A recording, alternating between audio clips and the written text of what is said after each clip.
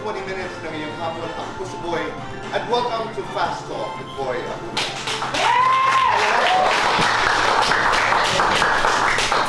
Thank you, Bob. Maraming salamat, Mike. Si Red, first of all, masugid. He's not, he's not the comedian you see him. He's not happy. He was really masugid before. That's why, in fact, you know, Masungit na suplado. for the casting of TGIS. Your role was his role was Yes, yes. Oo, I was naalala ko supposed to yun. be the funny guy. Yes. He was supposed to be the, Pero may pagkabulol, Red, booking na ito, no? Di ba may ganung kwento? Oo. So, you know, working with him, you realize that that's just a facade. Yung sugid yun. But once you get past that, you couldn't ask for a more dedicated friend. And a funny guy. Yeah. Yeah. Oo, Yeah. somebody told me that. Nung nakilala ko siya, sabi ko, sungit naman, suplado naman ito. Baka sa lalaki Kasi lang. tahimik lang. Siyempre sa inyo hindi. Kasi naman, Siyempre sa amin. So, kasi nag-start kami, yan, nagsipag. Tayo nag-model tayo nun sa commercials din. Nung nag-audition kami for TGIS kasi, sobrang haba ng pila talaga, Tito Boy, hanggang labas ng office. Puro mga commercial models, di ba? Siyempre, makikita mo nandun lang. Parang, alam mo, bodyguard.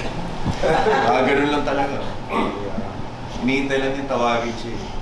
Tapos, ano talaga, I mean, hindi ka mag-iisip na friendly kaya itong tao na to. O kakausapin ba ako nito pag nilapitan ko to? Hindi siya friendly sa simula. Pero once na nakilala mo na siya, ayun na. Pag naging komportable So sa lalaki nga lang.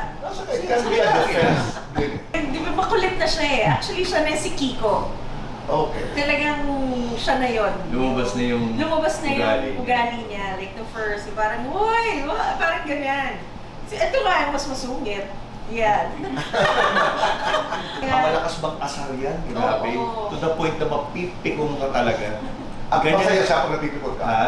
Masaya siya kung napipikot ka. Gusto niya yun. Gusto niya nagpe-playtime. Alam mo yun? He likes to push your buttons, you know? Yeah. Okay.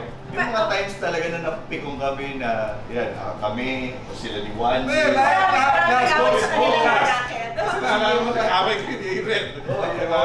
May mga hits and reason na talagang, wow, Where is this sabi come mo from? yun?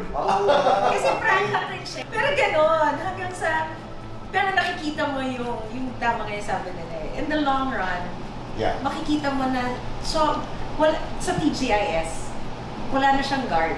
Okay. That's why Kiko was red.